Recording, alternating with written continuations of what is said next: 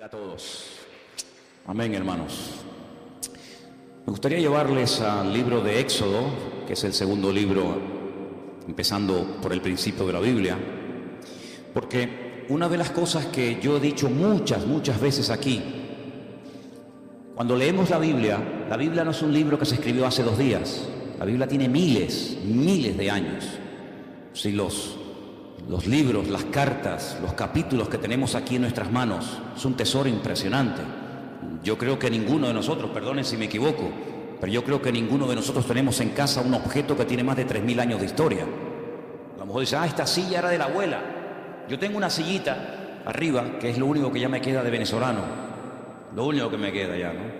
Una sillita que cuando yo tenía, pues no sé si eran 3 o 4 años, en aquellos años vivíamos en un sitio que se llamaba San Bernardino, corríjame los venezolanos si me equivoco, después fuimos a vivir a Chacao, aún me acuerdo, ¿no? Pero me acuerdo que mis padres me compraron una sillita pequeñita que estaba forrada como de piel de cabra o de un animal, ya los pelitos se fueron cayendo, y mi abuela, pues le puso un forro nuevo, y puedo decir que esa silla lleva conmigo pues más de 50 años. Pero ¿quién tiene en su casa un objeto de 3000 años? ¿Usted tiene algo en su casa que tenga 3000 años de historia? Dice, sí, mi suegra. No, nadie tiene semejante cosa. Pero mire, aquí en nuestras manos tenemos un libro, una colección de libros, mejor dicho. Eso es lo que significa Biblia, colección de libros, que tienen centenares, que tienen miles de años. Entonces es un tesoro incalculable, es increíble. Y además en su propio idioma, en su propia lengua, para que usted pueda saber lo que Dios dijo, lo que Dios manda y lo que Dios no manda. Y una de las cosas que yo he dicho cuando se acerca uno a las páginas de este sagrado libro, la Biblia, es que la gente en aquellos tiempos vivía muy diferente a nosotros. Yo sé que, por ejemplo, hay gente aquí que no cree, les cuesta mucho aceptar que hubo un momento en la historia en el que no existía internet. Algunos dicen, no, créame, hay un momento en la historia en el que internet no existía. Tú ponías Google y no existía Google. Tú dices, pero ¿cómo se podía vivir sin Google? Y sin WhatsApp. Algunos le quitan el WhatsApp hoy en día y vamos, se transforma, le da un ataque, algo le pasa, ¿no?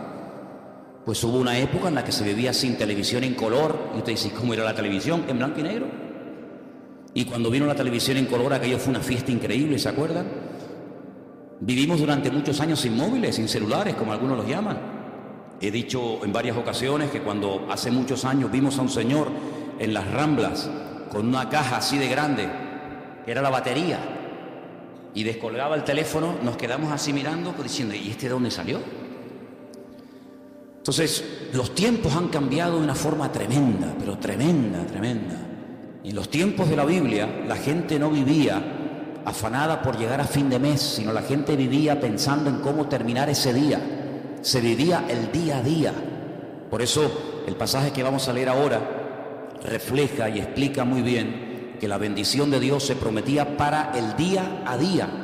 Hoy en día estamos acostumbrados a planificar el mes, ¿no? Cobramos el sueldo, cobran el sueldo y dicen, bueno, esto para el teléfono móvil, esto para la luz, esto para el agua, esto para los gastos de no sé qué, y se planifica el mes. Eso no existía, esa no era la mentalidad de aquellos tiempos. La mentalidad era vivir el día a día. Basta a cada día su propio afán o su propio mal, dice otra versión, ¿verdad? Y el pan nuestro de cada día, dánoslo hoy. La famosa parábola de los labradores, cuando van a trabajar a la viña, ¿qué se les pagó? El día de trabajo.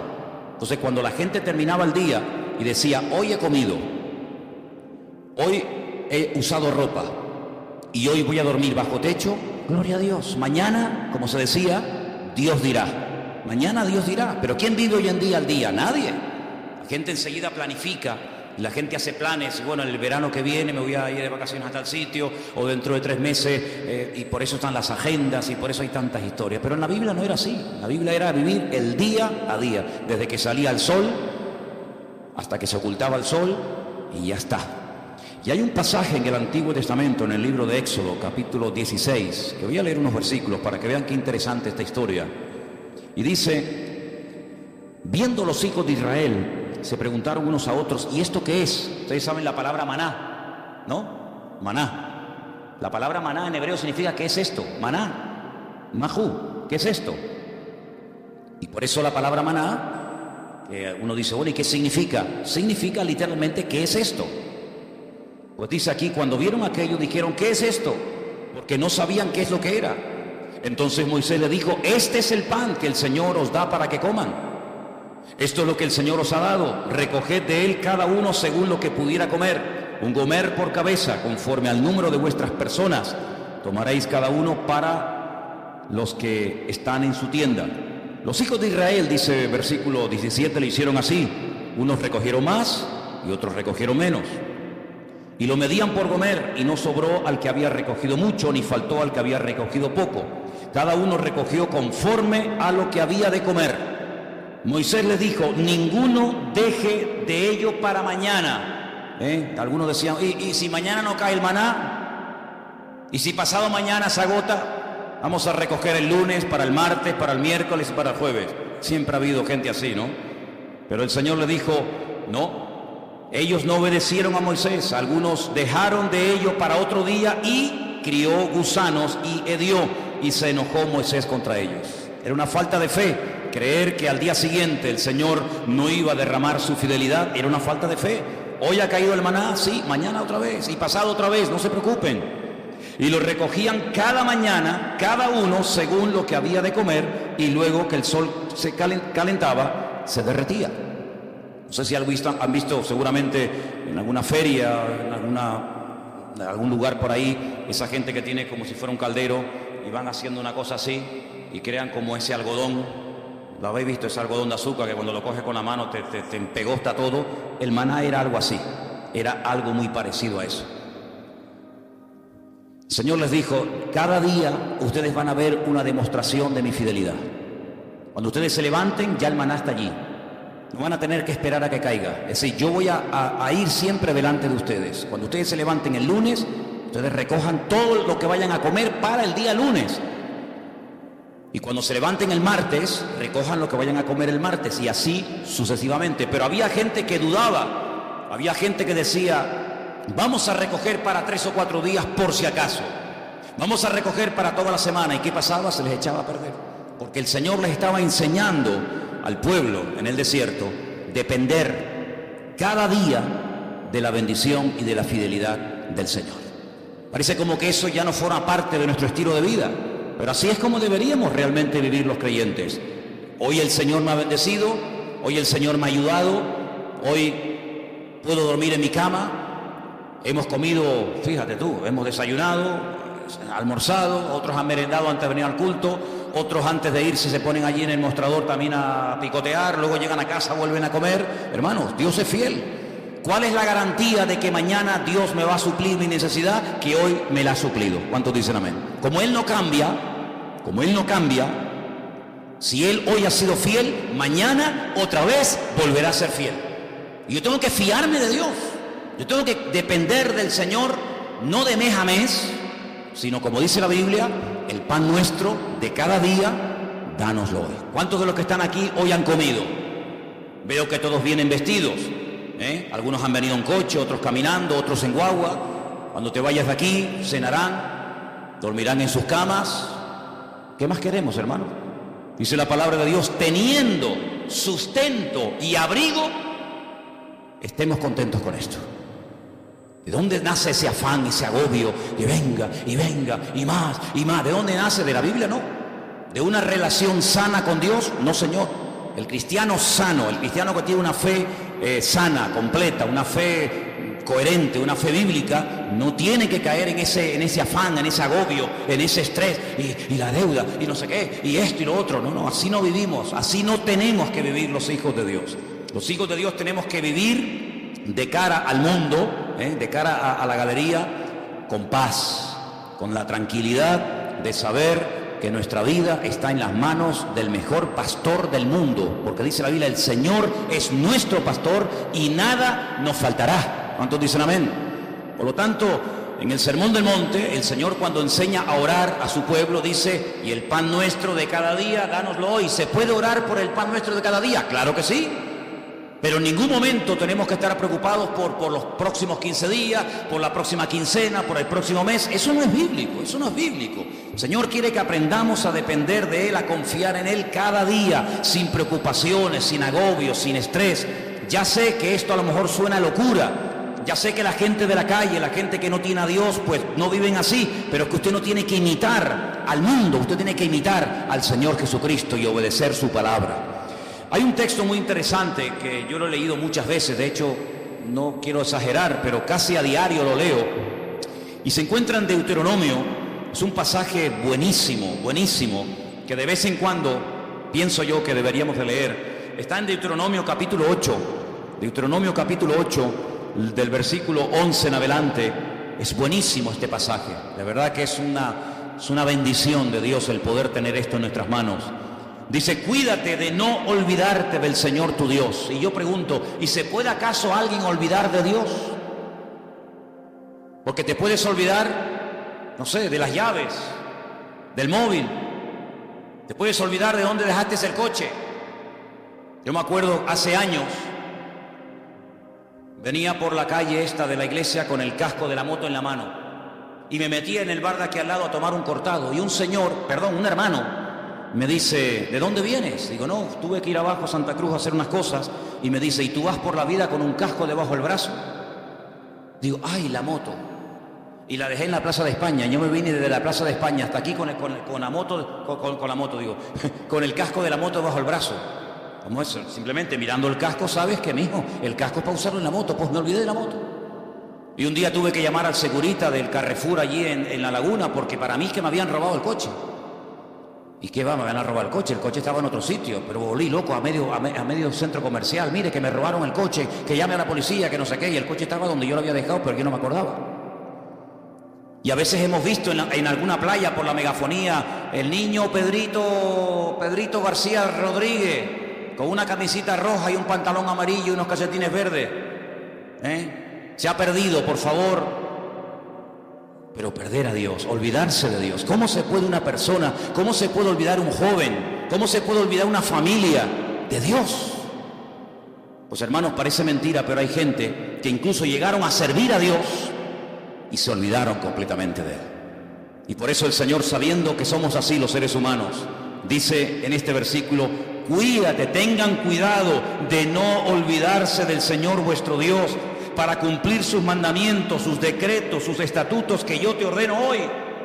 Versículo 12: no suceda que comas y te sacies y edifiques buenas casas en las que habites, y tus vacas y tus ovejas se aumenten, y la plata y el oro se te multipliquen, y todo lo que tuvieres se aumente, y se enorgullezca tu corazón, y te olvides del Señor tu Dios, que te sacó de la tierra de Egipto, de la casa de servidumbre, que te hizo caminar por un desierto grande y espantoso, lleno de serpientes ardientes y de escorpiones y de sed, donde no había agua, y Él te sacó agua de la roca del pedernal, que te sustentó con maná en el desierto, comida que tus padres no habían conocido, afligiéndote y probándote para a la postre hacerte bien. Y digas en tu corazón: mi poder y mi fuerza, la fuerza de mi mano, me han traído esta riqueza. Dice aquí: acuérdate del Señor tu Dios, porque Él es el que te da el poder para hacer las riquezas. ¿Cuántos dicen amén? Es mentira, ¿no? Gente que ha prosperado, gente que le ha ido bien en la vida, que en fin, que han aumentado sus negocios, su patrimonio, etcétera, y se les suba a la cabeza el éxito y diga: no, es que yo tengo todo esto por mi fuerza, por mi sabiduría, por mi poder. Usted dice: no, a mí eso no me puede pasar. No lo digas, porque como lo diga, a veces al final te va a terminar pasando. El hombre es así, hermanos. El hombre, mientras depende del Señor, se mantiene humilde, se mantiene sometido al Señor, pero como parece que a veces la riqueza o la abundancia se le vuelven en su contra, pueden incluso llegar a olvidarse del Señor, del Creador. Dice: el que te sacó de Egipto, el que cuando eras un esclavo y nadie daba un duro por ti, yo te compré y te saqué de la tierra de esclavitud y te conduje por el desierto y te di agua y te di maná y te di todo lo que necesitaba. Y ahora que llegas a la tierra prometida, te olvidas de mí, porque crees que ha sido tu sabiduría, tu fuerza, tu experiencia en la vida la que te ha llevado de la nada a la cumbre, y te equivocas. Ten mucho cuidado y guarda tu corazón, dice la Biblia. porque soy yo el que te da la sabiduría, soy yo el que te da el poder para hacer las riquezas. Y cuando el Señor le da a uno sabiduría para hacer negocios, y cuando el Señor le da sabiduría para hacer algo, aunque te salga bien el negocio, lo que has comprado, lo que has hecho, no te olvides siempre de darle la gloria y la honra al Señor. ¿Cuántos dicen amén? Así que tengamos cuidado, ¿verdad? Porque son más los que se han perdido, los que se han enfriado y se han apartado de los caminos del Señor en la abundancia que en la escasez. Parece mentira, pero así ha ocurrido muchísimas veces, ¿no? Así que estamos viendo a la luz de la palabra de Dios cómo hay que depender cada día de Él. Ahora, vivimos en un mundo, como dije la semana pasada, rodeado de mentiras y de mentirosos. Esa es la cruda realidad. Vivimos en un mundo en donde los principios y los valores están al revés. Dice la Escritura que llegaría un momento en la historia de la humanidad, y yo creo que ya hemos llegado, en el que a lo malo te lo presentarían como lo bueno. Y lo que es bueno y decente de toda la vida, te lo presentarían como algo malo. Y uno dice, pero ¿cómo puede ser eso? ¿Cómo puede ser que la decencia, la fidelidad, el ser honesto, el vivir la verdad, el ser sincero esté mal visto y parece que le vaya mejor al ladrón, al sinvergüenza, al que roba, al que miente, al que engaña? ¿Cómo puede ser eso? ¿Cómo puede ser que personas por no pagar a lo mejor una pequeña cantidad le embarguen lo que tienen, y personas que han robado millones se estén pegando la gran vida y salgan en televisión y viajen por aquí y compren por allá? ¿Cómo puede ser eso? Bueno, son los últimos tiempos, tiempos en los que a lo dulce lo presentarían como salado y a lo salado como dulce, dice la Biblia. Ahora, hay dos versículos que aparentemente son contradictorios y curiosamente tanto uno como otro los escribió la misma persona. Por ejemplo, hay un versículo que todo cristiano, yo creo, no da igual a la iglesia que asista o a la denominación a la que pertenezca, yo creo que hay un versículo que todos los cristianos se lo saben de memoria. Y si no, vamos a comprobarlo. Juan 3:16. ¿Qué dice? Díganlo fuerte. Uy, no. A ver si me vais a dejar en... Esto lo están viendo miles de personas ahora mismo en el mundo entero, ¿eh? Decirlo fuerte, a ver qué dice. Porque de tal manera amó Dios al mundo, que ha dado a su Hijo unigénito, para que todo aquel que crea en Él no se pierda, mas tenga vida eterna. ¿Qué dice la Biblia que Dios hizo? Dios amó. ¿A quién? Al mundo. Dígalo fuerte. Dios amó al mundo. Otra vez. Dios amó al mundo. Ahora explíqueme esto. No améis al mundo ni las cosas que están en el mundo.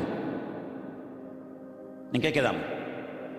Juan 3:16 dice, Dios amó al mundo. Y primera de Juan capítulo 2 verso 15 dice, no améis al mundo ni las cosas que están en el mundo.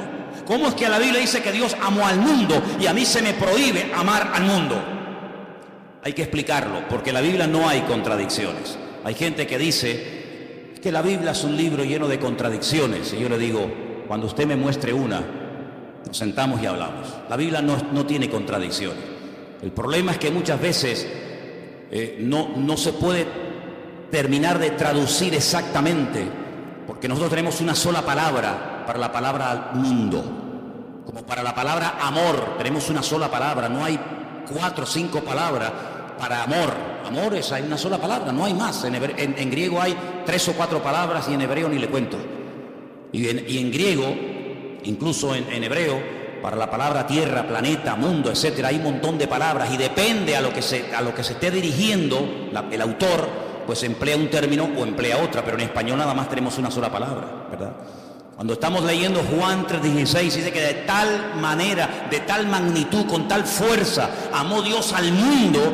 Ahí está haciendo referencia a la raza humana, al hombre, a la humanidad. De tal manera Dios amó al hombre, a la raza humana, a los hombres, a las mujeres, a los blancos, a los negros, a los ricos, a los pobres, a los africanos, asiáticos, norteamericanos, latinos. De tal manera amó Dios a esa gente, que dio a su Hijo unigénito al mundo, para que lo amaran y lo respetaran y creyeran en Él. Pero cuando vamos a primera de Juan y encontramos otra vez la misma palabra, la palabra mundo, es la palabra cosmos. Y la palabra cosmos nos habla acerca de un estilo de vida, de unos principios, de unos valores que no son los nuestros. No son los nuestros. ¿Usted no ha oído alguna vez la expresión de decir, mira, Tiene una mentira de estas piadosas. De hecho, incluso hasta cuando éramos católicos, se nos decía que había dos tipos de pecados. Bueno, se nos decía, no, se siguen diciendo. Pecados mortales y pecados veniales, ¿sí o no? Amén. Es decir, que hay pecados que son graves delante de Dios y pecados que, bueno, que Dios hace la vista gorda, no pasa nada. Una mentirijilla de vez en cuando, para salir del paso, ¿sí o no? Eso se nos ha enseñado toda la vida. Cuando vamos a la palabra nos encontramos que hay un sistema, un estilo, una filosofía de vida que es totalmente opuesta a nuestro estilo de vida. ¿Por qué? Porque en el mundo, cuando 2 o 3 o 4 hombres se juntan en un bar, en un negocio, donde sea, y comienzan a hablar, ¿de qué suelen hablar? De mujeres. Y presumen de las veces que han engañado a sus esposas, y presumen de que tuvieron relaciones con esta y con aquella y con la otra y con mengano. Sin embargo, eso en el círculo cristiano se nos tendría que caer la cara de vergüenza y darnos vergüenza de haber hecho eso. Son puntos de referencia completamente diferentes. Y en el mundo es normal mentir, y en el mundo es robar, pues decir, mira, sí, y era no, o no, cuando era sí, o decir, ¿cuánto tienes? 5, y mentira, tienes 10. En el mundo todo eso es normal. Y cuando dice la Biblia, no améis al mundo, se refiere, no imites la forma como vive la gente. Una cosa es que Dios amó al hombre y otra cosa es que Dios ame a los pecados del hombre, que son dos cosas completamente diferentes. Dios ama a un etarra, a un asesino, a un violador, ¿sí o no? Por supuesto que sí. Faltaría más, si no, madre mía. Pero eso quiere decir que Dios ama su estilo de vida. Eso quiere decir que Dios ama la mentira, el engaño, el soborno, el adulterio, la fornicación, la extorsión. No, Señor. Una cosa es que Dios ame a la persona y otra cosa es que Dios acepte y ame y tolere el estilo de vida de esa persona. No nos confundamos. Por eso dice la Biblia que cuando viene por ahí alguna persona que dice que yo soy cristiano, yo soy pastor, yo soy hijo de Dios, yo soy siervo de Cristo, yo soy esto, yo soy aquello, apóstol, como algunos van por ahí también diciendo, pues hermano, por sus frutos los conoceréis. Y por eso dice la Biblia que hay que probar los espíritus, porque no todos los espíritus son de Dios. Y por eso encontramos en la Biblia falsos evangelistas, falsos pastores, falsos maestros, falsos apóstoles, etcétera, etcétera. ¿Por qué? Porque Dios ama a todo el mundo por igual, pero denuncia y no tolera el pecado y el desorden de nadie. ¿Cuántos dicen amén? Entonces no nos confundamos cuando dice que Dios amó al mundo, la raza humana, y cuando nos dice en 1 de Juan, capítulo 2, como hemos leído, que no tenemos que amar al mundo. Porque dicho sea de paso, el texto sigue diciendo, si alguno ama al mundo, es decir, el estilo de vida del mundo, la filosofía del mundo, los principios del mundo, el amor del Padre no está en él. Porque todo lo que hay en el mundo, y lo aglutina de esta forma, los deseos de la carne, los deseos de los ojos, la vanagloria de la vida, no provienen del Padre, sino del mundo. Y el mundo pasa, y sus deseos, pero el que hace la voluntad de Dios permanece para siempre. Si lo que hoy está mal visto, mañana estará bien visto. Y lo que mañana estará bien visto, hoy es un delito, un pecado. Por lo tanto, las modas cambian. Hace años en este país se obligaba a la gente a ir a las plazas públicas a ver cómo se torturaba a personas y cómo se les quemaba vivos y cómo se les crucificaba, y era normal. Y si retrocedemos en el tiempo, la gente pagaba dinero para ir a los coliseos, a los circos romanos, para ver cómo los animales devoraban a mujeres o a niños, mientras ardían como antorchas humanas, y era normal, era totalmente normal. Sin embargo, nos hemos dado cuenta de que cosas que antes eran normales o delitos, hoy en día, pues, han cambiado. Por eso nosotros no tenemos que dejarnos llevar por las modas de este mundo, sino tenemos que dejarnos llevar por los principios y valores eternos del Señor que están en su bendita palabra. ¿Cuántos dicen amén? Así que, amados hermanos, tenemos que partir de la base de que nosotros somos gente diferente, somos gente distinta, y hay algo con lo cual tenemos que estar claros en esto. Y yo les voy a contar parte de mi testimonio, porque creo que puede ser de ayuda a la hora de entender lo que quiero decir. Hay personas que llegaron al conocimiento de la verdad. Hay personas que les nació en su corazón el deseo de buscar a Dios porque empezaron a leer los evangelios o empezaron a leer la Biblia. Conozco muchísima gente que me dice, no, yo un día me compré una Biblia, o alguien me regaló una Biblia, un Nuevo Testamento, como esta que estáis ofreciendo los hermanos moteros, ¿no? Bueno, te llega la Biblia, empiezas a leerla, y empiezas a interesarte, empiezas a darte cuenta de un montón de cosas y se despierta algo en ti que te lleva a una búsqueda de la verdad, y buscando pues se encuentra. ¿Y a quién encuentra? Al autor y al consumador de la fe, que es Cristo Jesús, ¿sí o no? Pero a mí no me pasó eso. Yo fui al revés. Yo no había leído en mi vida la Biblia, jamás. No me interesaba. Yo no sabía ni lo que era una Biblia. A mí no me llegó el conocimiento de Dios, ni el deseo de buscar a Dios por la lectura, por el estudio, por indagar, por buscar la verdad. Es que a mí no me interesaba buscar la verdad, pero en absoluto. Lo primero que yo tuve fue un encuentro, una experiencia personal con Jesucristo. Yo no había leído la Biblia en mi vida. Entonces, cuando yo entré por primera vez en mi vida a una iglesia, yo le dije literalmente a Dios: es que yo no creo en ti. Es que yo no creo en ustedes, yo no creo en pastores, ni en iglesia, ni en Biblia, ni en cura, yo no creo en nadie.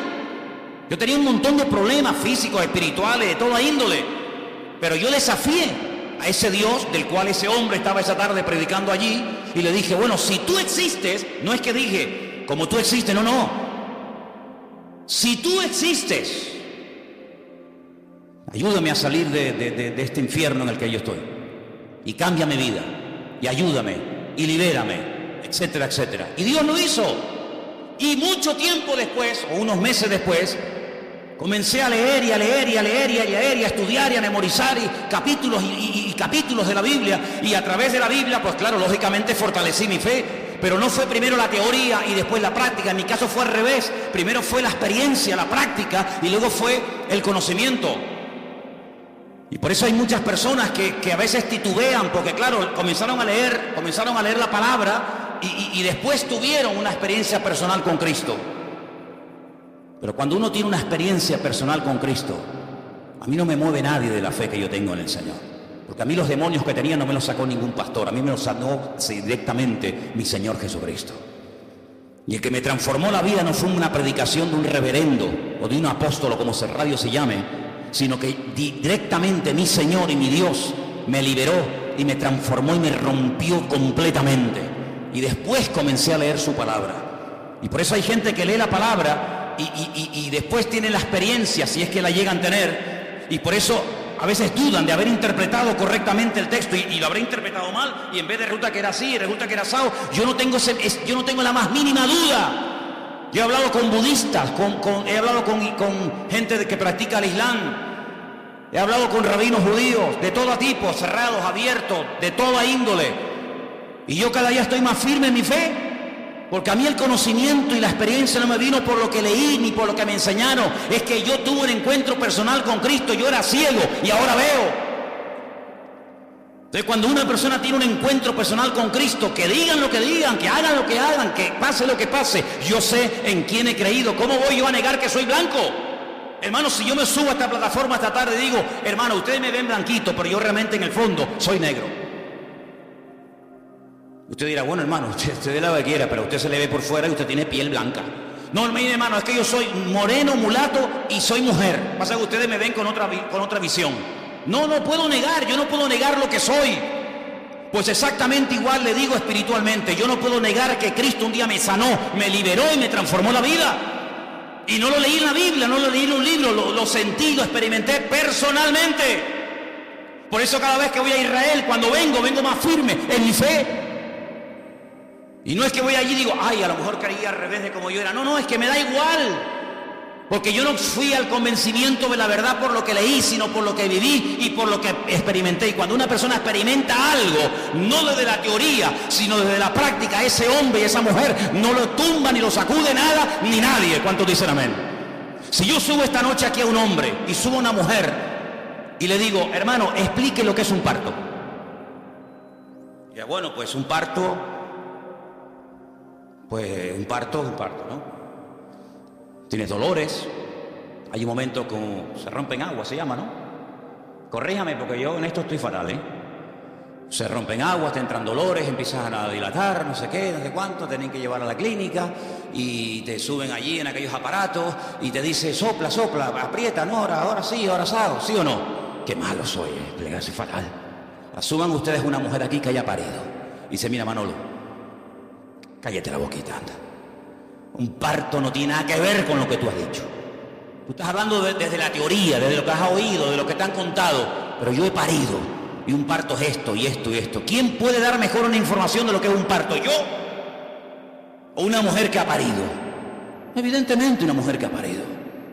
Porque no lo habla desde la teoría, lo habla desde la realidad, desde el dolor, lo habla desde la sensación de haber tenido esa criatura en su vientre y de haberlo sacado y ver la realidad de lo que es un parto.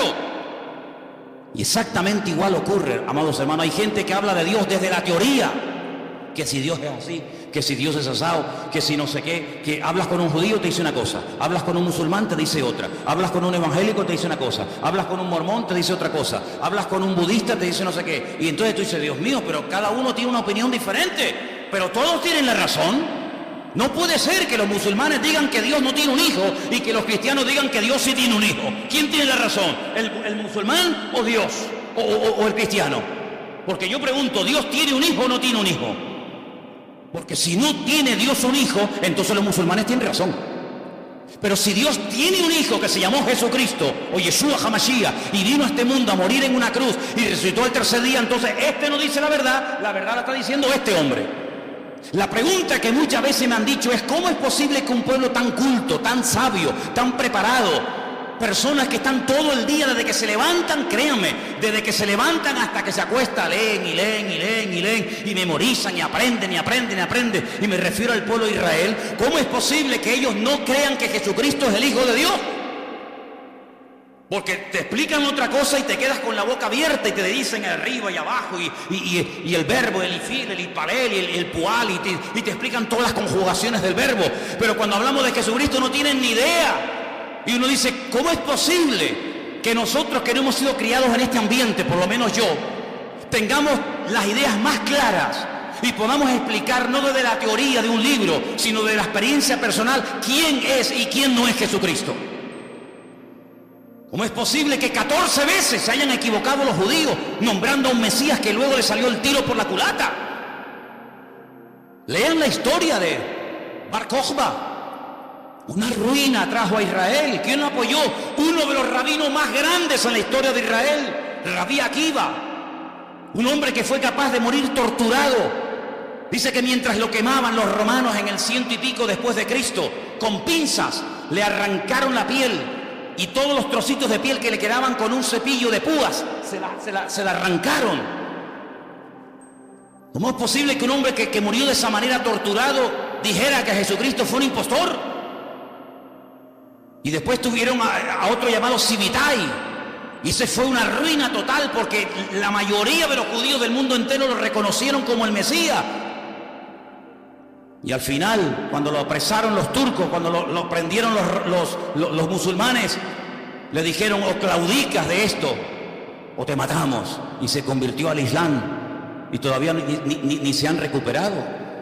¿Y cómo es posible que hace unos años en todas las calles de Israel, en los taxis, en las guaguas, en los colegios, en la radio, en la televisión, por todas partes había pancartas: que viene el Mesías, que viene el Mesías, que viene el Mesías, el viejito Lubavitch, un viejito así chiquitito? Ese es el Mesías. Y resulta que se murió. Y todo el mundo dice: uy, ¿ahora? Y ahora eso que le estaban esperando y lo habían proclamado como el Mesías, dice: no se preocupen, de un momento a otro resucita y viene y está entre nosotros otra vez. Y yo digo: Dios mío, ¿cómo es posible que esa gente tan culta y repito, tan sabia y que profundiza tanto la Escritura se hayan equivocado tantas veces? No una, ni dos, ni tres, ni cuatro, muchas veces proclamando a falsos Mesías. Bueno, es que eso está escrito. Eso no es producto de la casualidad. Es que eso ya lo profetizó el Señor en el libro de Isaías capítulo 29. Y quiero leértelo para que veas, es algo impresionante. Que lo que les ha ocurrido estaba escrito, estaba profetizado. Y no nos tiene que sorprender. Y dice en Isaías capítulo 29 a partir del versículo 10: ceguera e hipocresía de Israel. Fíjate qué curioso el capítulo, ¿no? Yo sé que los nombres de los capítulos no son, digamos, inspirados, originales, pero solamente se le llama a este capítulo la ceguera espiritual de Israel. Y mira lo que dice aquí, porque esto se escribió antes del nacimiento de Cristo, no se escribió en el Nuevo Testamento. Ah, claro, eso lo escribió Pablo, lógico, Es normal que Pablo o Pedro o Juan o Santiago o Mateo digan eso. No, no, no. Esto lo escribió Isaías antes del nacimiento de Cristo. Cómo él proféticamente recibe la revelación de cómo iba a actuar esa gente. Y dice así: porque el Señor derramó sobre vosotros espíritu de sueño. Esto es un judío hablándole al pueblo de Israel. Dios derramó sobre vosotros espíritu de sueño y cerró los ojos de vuestros profetas y puso velo sobre las cabezas de vuestros videntes. Ah, ahora entiendo. Ahora entendemos, claro. Y os será toda visión como palabras de libro sellado. Por eso leen y leen y leen y leen y memorizan y aprenden y no entienden. El cual si dijere al que sabe leer y le dijeren, lee ahora esto, él dirá, no puedo porque está sellado. Y si se le diera el libro al que no sabe leer, le dicen, lee ahora esto, y él dice, es que no sé leer. Dice pues el Señor, escucha bien la explicación de Dios, estas son las palabras de Dios al pueblo de Israel: porque este pueblo se acerca a mí con su boca y con sus labios me honra, pero su corazón está lejos de mí. Y su temor de mí no es que un mandamiento de hombres, como dice otra versión más cercana al original, un mandamiento enseñado y aprendido de memoria, que les ha sido enseñado. Por tanto, he aquí que nuevamente excitaré yo la admiración de este pueblo con un prodigio grande y espantoso, porque perecerá la sabiduría de sus sabios y se desvanecerá la inteligencia de sus entendidos. Ahora puedes ver cómo un niño en la escuela dominical, un domingo a la tarde, es capaz de ver en Juan capítulo 1 cómo el Verbo, que en un principio era Dios, se hace hombre, se humana, se encarna y habita entre nosotros, y vemos su gloria, y no tiene ningún problema en aceptar eso. Y después te encuentras a un hombre que lleva 70, 80 años de su vida leyendo 16 horas por día la Biblia, de por la mañana hasta por la noche, y es incapaz de ver a Cristo en las Escrituras. ¿Por qué? Porque el profeta Isaías dijo: en los últimos tiempos derramaré un espíritu de ceguera en vuestros videntes, en vuestros profetas, en vuestros sabios, de tal manera que van a leer y dice como que no lo puedo leer porque no lo entiendo. Es como si estuviera sellado. Increíble, increíble. Ya sabemos que en los últimos tiempos el Señor tratará de una forma especial, pero lo importante es que todos y cada uno de nosotros valoremos el hecho de haber podido entender el Evangelio, porque haber entendido el mensaje, el propósito por el cual Cristo vino a este mundo nos ha cambiado la vida, ¿sí o no? Cuando una persona encuentra la verdad, yo no tengo que buscar nada más, créanme, yo no tengo una insatisfacción diciendo, oye, estaré en la verdad, me habré equivocado, me habrá engañado esta gente, y a veces resulta que yo he creído en esta iglesia evangélica y ahora resulta que estoy en la mentira, me he metido en una secta, me están comiendo el coco, a veces resulta que en vez de este camino era el otro, ay, madre mía. Es que yo sé en quién he creído. Yo no me convertí a la iglesia evangélica. Yo no soy representante de la iglesia evangélica. Yo soy embajador de Cristo, y Cristo fue el que cambió mi vida. Y me reúno aquí porque con ustedes me siento a gusto y porque creo que todos tenemos una experiencia en común. Pero si así no fuera, probablemente buscaría otro lugar donde poder congregarme. Pero no porque me haya convertido a una iglesia llamada iglesia evangélica. Yo no me he convertido a nadie, ni he cambiado de religión. Yo he pasado de muerte a vida, porque Cristo ha perdonado todos mis pecados, y de ahí no me muevo ni a palo. ¿Cuántos dicen amén? Y por eso tenemos que tener bien claro, ahora que se nos está yendo el año, ahora que estamos llegando a la recta final, ¿estás hoy más firme en tu fe que el 1 de enero? ¿Estás hoy más firme, más bien anclado en las cosas del Señor que hace 4 o 5 meses atrás? Espero que sí. ¿Cuántos dicen amén? Quiero leerles un versículo en esta tarde.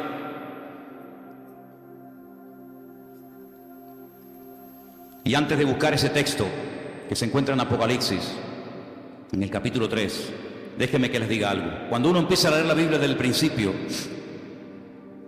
uno se va a dar cuenta de que cuando Adán y Eva pecaron, y ahora hablaremos un poquito de esa mujer también, quedaron desconectados del Señor, desconectados completamente.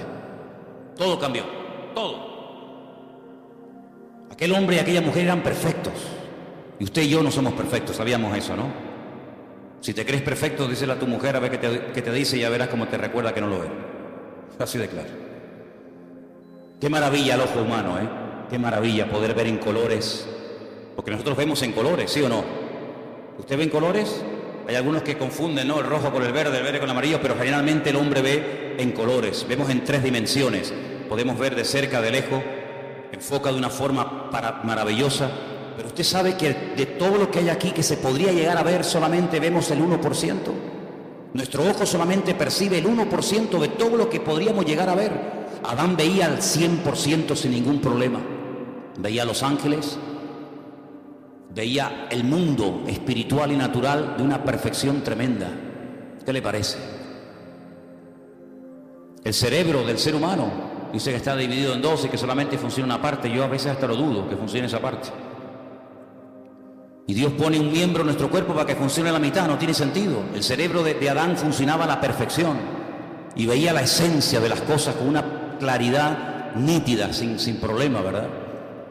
Y sabemos que el hombre está por debajo de todos sus niveles. Seguramente Adán era capaz de meterse debajo de un río y estar 3 horas metido debajo del agua. Y veía perfectamente, porque era un ser perfecto, completo, no le faltaba nada. Probablemente, sabe Dios, hasta con el pensamiento podría trasladarse de un lugar a otro y volar. Yo qué sé lo que aquel hombre podía haber llegado a hacer. Sin embargo, el pecado lo deterioró todo. El pecado lo reventó todo. No somos ni la sombra de lo que un día el Señor creó. El mundo era perfecto, el mundo que tenemos no es perfecto. Vayan a Madrid ahora, van a ver esa capa, esa nube negra encima, ¿verdad? El otro día las imágenes de Pekín, los pobres chinos con máscara, allí ahogándose, asfixiándose. Este mundo no tiene nada que ver con el mundo perfecto y maravilloso que el Señor creó. Pero a pesar de la rebelión y del pecado del hombre, Dios proveyó un sistema, eran los sacrificios. ¿Y qué hace Abel? Presenta un sacrificio. ¿Para quién? Para él. Él tiene deseo de acercarse a Dios y presenta un sacrificio para él, pero no lo podía hacer para otra persona. Pero cuando avanzamos en la historia, vemos que llegamos a Egipto y vemos que ya Dios dice, bueno, ahora no solamente el hombre puede acercarse a Dios a través de un sacrificio de animales, sino que ahora el papá, el cabeza de la casa, puede presentar un sacrificio para la familia. Y dice que sacrificaban un cordero para toda la familia. Así que de uno individual pasó a toda la familia. Y después resulta que cuando seguimos avanzando en la relación con el Señor, encontramos que una vez al año se mataba un cordero para toda la nación. Así que pasamos de uno, pasamos a la familia, y de la familia pasamos a la nación. Pero ¿de qué nación estamos hablando? De la nación de Israel. Y todas las demás no entran, están fuera del pacto, están fuera. Pero cuando vino el Señor Jesucristo, ¿por quién vino a morir? Por toda la raza humana. Y ahí entramos tú y yo, queridos hermanos, los que estaban, los que aún no habían nacido. Y por eso yo te pregunto, en estos últimos días, en estas últimas semanas que nos quedan para concluir este año 2015, ¿tú has tenido ya tu encuentro, tu experiencia personal con Cristo? ¿O simplemente lo que estás aprendiendo y creciendo en el conocimiento? Está bien todo eso, pero lo importante no solamente es saber muchas cosas, sino tener tu experiencia con el Señor. Porque si mañana nos quitan las Biblias, si mañana nos cierran los templos y ya no podemos depender de un culto, de una predicación o de un pastor, ¿qué va a pasar con nosotros? Nada. ¿Por qué? Porque estamos conectados a través de nuestra propia experiencia con la fuente de la vida, porque tenemos nuestra propia experiencia con Cristo. Y ya no dependemos de un pastor, de una iglesia, de un predicador, de la internet, sino dependemos directamente de nuestro Señor Jesucristo. ¿Tú tienes esa línea directa con Él? ¿Tú lo conoces como tu Señor y como tu Salvador, o como el Dios que aquí se predica? Porque hay gente que dice, no, es que cuando hablan de nosotros dicen, sí, porque ustedes creen en no sé qué y se quedan como al margen. No, yo no hablo de ustedes, yo hablo de si tú conoces al Dios vivo y verdadero. ¿O es que acaso el Dios del evangélico es diferente al Dios del católico? ¿No hay un solo Dios? Bueno, pues a ese único Dios del cual hablamos y predicamos, ¿lo conoces personalmente? ¿Tienes un encuentro con Él? ¿O para saber algo de Él tienes que buscar en Mateo? ¿O para saber algo de su esencia y de su carácter tienes que ir a los Salmos o al Apocalipsis o por aquí y por allá? No hace falta que vaya por aquí y por allá, porque yo sé quién es y conozco a mi Padre y sé lo que le agrada y lo que no le agrada. La gente más espiritual, la gente que más creció en su relación con el Señor, nunca leyeron la Biblia, porque no la tenían. Abraham no leyó nunca la Biblia. Jacob, Isaac, José, personas que nunca leyeron la Biblia, pero ellos conocían a Dios, no por lo escrito, sino por lo que habían experimentado. Y José era capaz de rechazar a la mujer de Potifar, diciendo, ¿cómo voy yo a pecar contra mi Dios? Pero hijo, ¿dónde está escrito que eso es pecado? Aquí en mi alma está escrito, porque yo conozco la voz de mi Señor y sé lo que le agrada y lo que no le agrada, aunque nunca haya leído la Biblia y aunque nunca me haya congregado en ninguna parte. Yo conozco a mi Dios y sé que a mi Dios eso no le agrada. Y eso es a lo que tenemos que llegar, hermano, a tener un encuentro personal con Cristo. Y por eso hoy comí, hoy cené, hoy vengo vestido, pues mañana me voy a levantar con la seguridad de que se va a volver a repetir otra vez lo mismo. ¿Por qué? Porque grandes son sus fidelidades cada mañana y cada día. ¿Cuántos dicen amén? Apocalipsis capítulo 3, el texto que les quería leer, dice que Él, por cuanto hemos guardado su palabra y no le hemos negado, ni con los hechos, ni con las palabras, nos guardará de la hora de prueba que ha de venir sobre todas las naciones de la tierra. El otro día, creo que lo comenté y termino, decían que en los estatutos, en las leyes de la ONU, hay un artículo que dice que cuando 5 naciones pelean, cuando 5 naciones, digamos que entran en un conflicto bélico, en ese artículo se encuentra la expresión de que ya se puede hablar de una tercera guerra mundial. En este momento hay 10 naciones, no 5, 10 naciones peleando contra un enemigo en común. Y por eso ellos dicen que oficialmente ya se puede decir, ya se puede declarar que estamos ya en una tercera guerra mundial, donde Inglaterra, Francia, Estados Unidos, Rusia, Arabia Saudita, etcétera, etcétera, ya han entrado en un conflicto que no tiene marcha atrás. Estamos en la recta final no solamente del 2015, estamos en la recta final de la historia de la humanidad. Y en estos últimos tiempos el Señor todavía sigue llamando a los corazones de los seres humanos.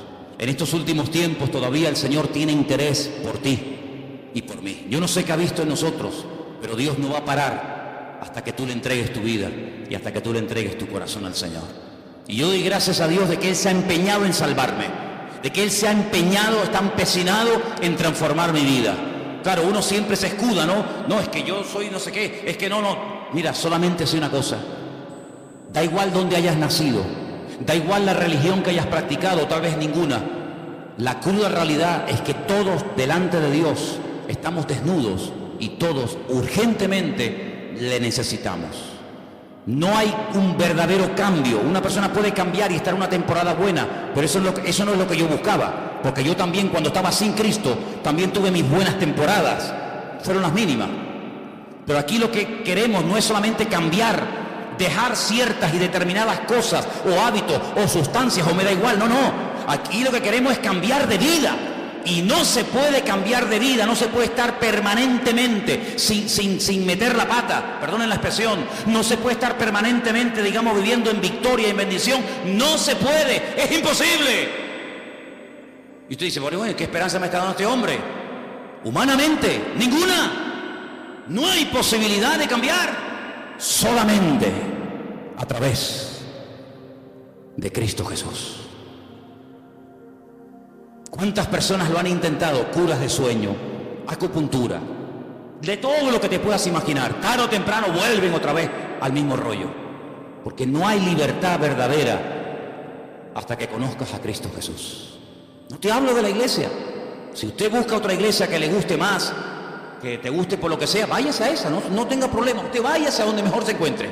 Pero no te olvides que las iglesias no están para cambiar a nadie, sino para decirte quién es el que cambia, y el que cambia es nuestro Señor Jesucristo.